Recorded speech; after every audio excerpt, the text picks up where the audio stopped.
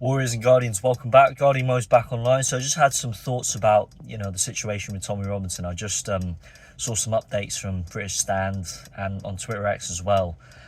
So apparently, after he's released, he may face a second contempt of court charge if he doesn't take down that documentary Silenced from Twitter X.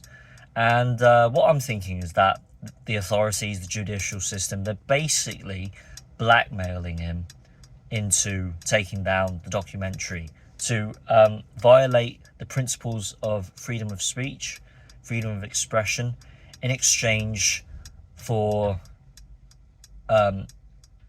state control, state authority. Whatever the government says, we just have to go along with it. And a lot of people are just fed up of this, the way that the government are treating Tommy, treating our political prisoners, stamping down on our precious freedoms. There's been a lot of talk about whether or not Tommy should take down the documentary. Personally, I think, given how much of a stubborn personality I've got, if I was in Tommy's shoes, I wouldn't. I would stick to my principles, to my conviction firmly, to not bow down to the authorities, to be blackmailed in this way.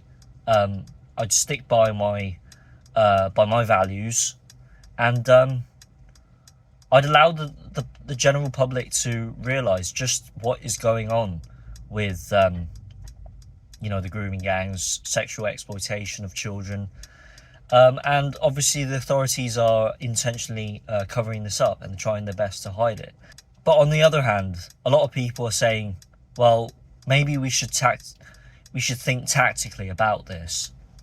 And if we continue allowing Tommy to be incarcerated in solitary confinement, well, we don't have a leader to stand by.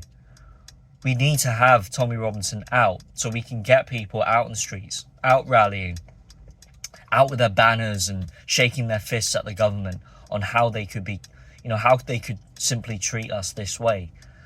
Because Tommy Robinson has that capability to mobilise the troops, for lack of a better expression, to mobilise the people together and galvanise different communities of all backgrounds and faiths and skin colours to come together and support freedom of speech, to come together to bring this country back.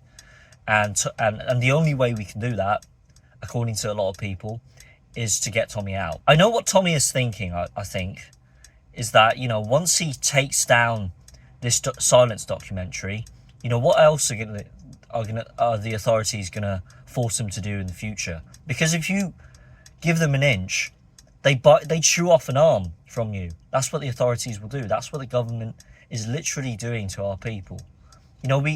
We try our best to silence ourselves and to become complicit to what the government is ordering us to do. And every single day, they just continue to creep forward, stamping down on our freedoms, slowly chipping away at whatever we can say on social media, arresting people for hurty words on Facebook, on Twitter X. And sooner or later, it's going to get out of control, and we truly are going to become the next reiteration of North Korea. And I think that's what Tommy Robinson is afraid of. So, I'm personally in a bit of a limbo state when it comes to this. Should Tommy take down the Silence documentary? If I were in his shoes, as I've said at the beginning of the video, I'd stick by my principles. But it's just so frustrating, the situation that Tommy is in. So I just urge my audience to continue to pray for him, keep him in your prayers, and continue to keep on checking out updates on British Stand, on 2CTV.